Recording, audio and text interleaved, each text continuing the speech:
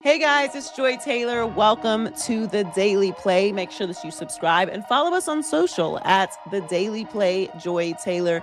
Thanks so much for joining us. It has been an incredible first round of the NBA playoffs, and last night we were sure that the Sixers, they were going home, and they said, not quite yet, pulling off a heist in Boston to keep their season alive. 113-97 victory in Game 5.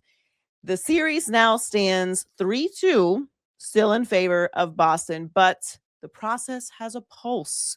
The Sixers entered the Garden on Tuesday night with their backs against the wall, TD Garden, just so the Knicks fans don't get upset. Backs against the wall, facing elimination. The crowd was certainly ready to celebrate a gentleman's sweep in Boston, but Joel Embiid, after having a rough return from his emergency appendectomy, reminded everyone why he's a former MVP. He scored 33 points and fueled a brutal 12-0 fourth quarter run that turned a tight contest into a Philly blowout. And after the win, Tyrese Maxey talked about the defensive pride that saved their season. He said, our fans deserve a win at home. We lost a tough one and then got blown out of the water. After that performance we put on last time in front of our fans, that was a disgrace. It was unacceptable. Embiid was dominant, especially the second half. I was proud of him tonight.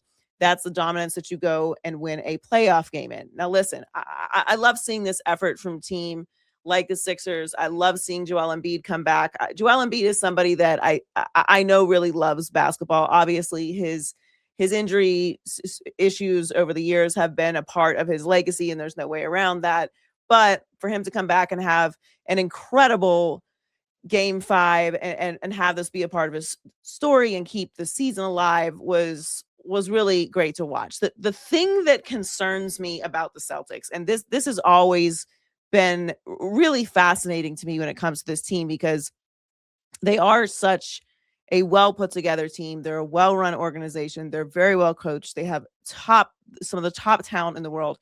But when it comes to their 3-point shooting, when they start to go cold from three, it's like they only believe they can shoot through it. Just make some adjustments. They went 3 for 22 from the field in the final 12 minutes. They're not going to shoot that poorly again in Game 6. I don't believe that.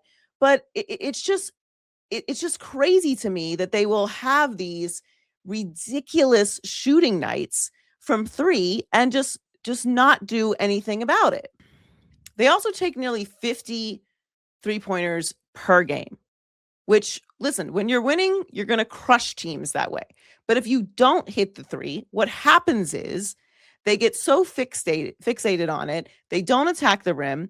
They score just 11 points in the final 12 minutes, and that's their downfall. You just cannot keep shooting 3 after 3 after 3 after 3.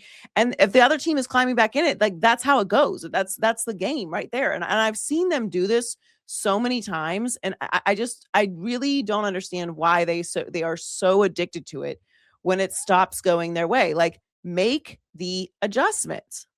So anyway, I don't think that the Sixers are going to end up winning this series, but that concerning trend from the Celtics to me is something that I really think that they need to look at. Like, when you start bricking it from 3, don't quadruple down. Like, go in the paint, mix it up.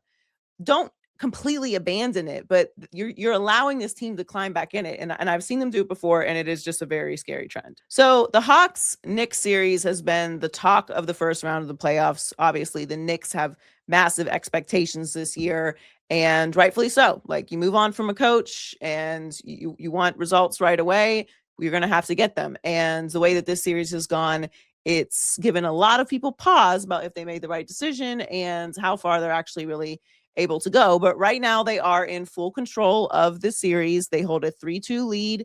They had a dominant Game 5 performance at Madison Square Garden, 126-97 rout of the Hawks on Tuesday night. Obviously, they fell behind earlier in the week, 2-1, but they flipped the script since then. Jalen Brunson, obviously the star, and he does what he does, 39 points, 8 assists, and was just toying with the Atlanta defense. And after the game, he said, I think we refocused and understood what was going to be needed tonight.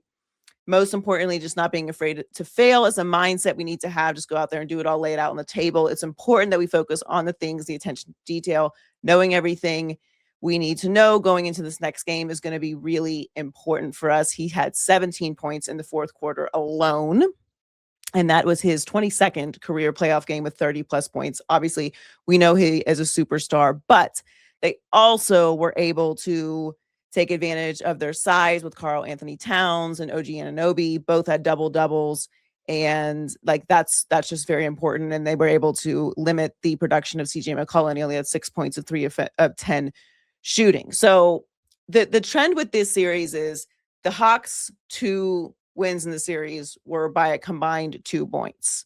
The Knicks' 3 wins have been by a combined 56 points. So when the Knicks are winning, they're winning convincingly. When the Hawks are winning, they're barely winning. Obviously, that usually spells out that the Knicks are going to end up winning this series, which I do think after this win and the way that it looked, I do think they will end up winning this series. I don't think that the Hawks have the momentum anymore. That does happen in series.